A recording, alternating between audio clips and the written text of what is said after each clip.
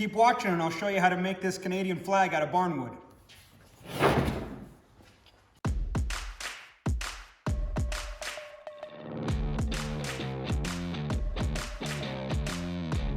So a few years ago, I was asked to make some Canadian flags out of barnwood. And I got to thinking how I was going to do that, and I wanted them to be a little bit unique and kind of symbolic, because I'm into that kind of crap. So in Canada we have 13 territories and provinces, so I took the Canadian flag, the maple leaf part of the Canadian flag, and I divided it up into 13 pieces, obviously to represent those. I wanted the maple leaf to kind of look like it was, you know, had rays coming off it, kind of like a sun, and sort of have an east-west divide to it, and have it kind of look like there was, you know, the maple leaf was growing out of the ground, kind of like a tree. I know it's kind of corny, but whatever, it's what I came up with.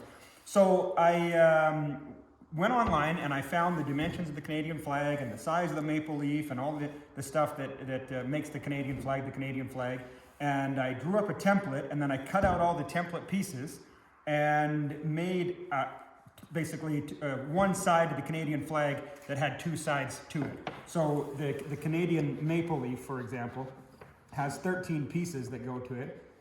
1, 2, 3, 4, 5, 6, and then the second half is 12, and then this bottom stem, which isn't cut into two, makes it for 13. So what I used to do was I used to take these pieces and take my milled barnwood pieces, I'd trace them all out with the pencil and cut them all out on my slide chop saw, and then go to work from there. I ended up getting quite a few orders, and it got to the point where I couldn't really keep up by doing it all by hand. So I had someone with a CNC machine figure out how to divide it all up, sort of based on my design, and cut more pieces for me to make the assembly and the cutting a little bit quicker.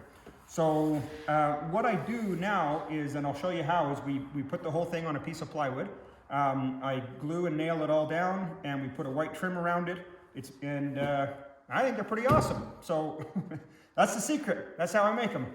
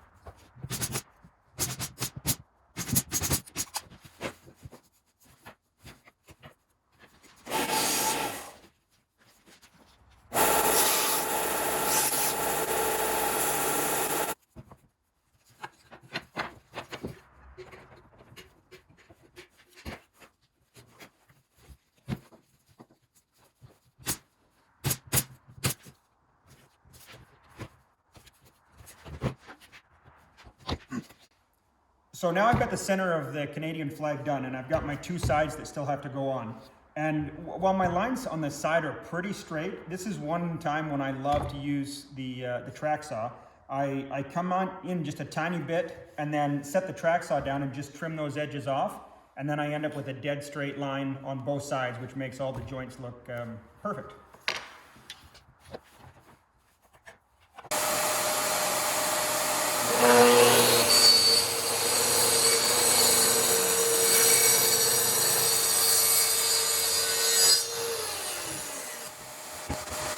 The line's pretty good, but there's just a few little spots that I'd like to have perfect.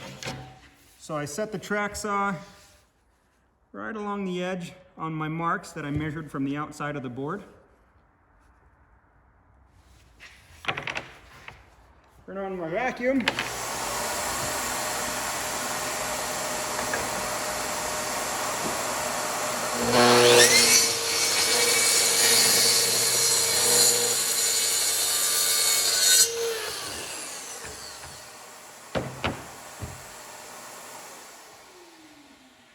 that makes for an absolutely perfect cut that now when I come and put my next boards against, they're nice and tight.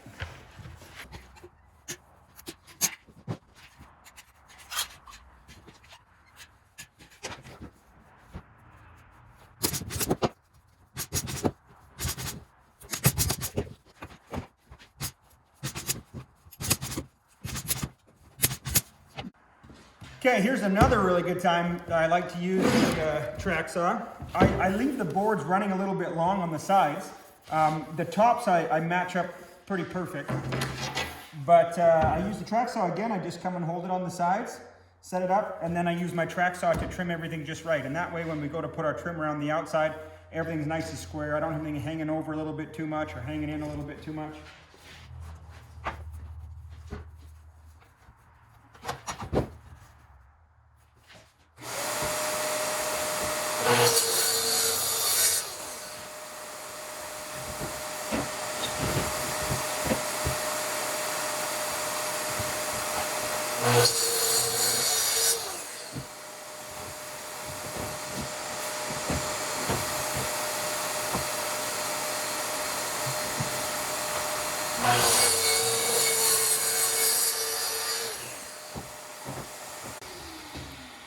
There, now you can see right down that edge that we just have a dead straight line.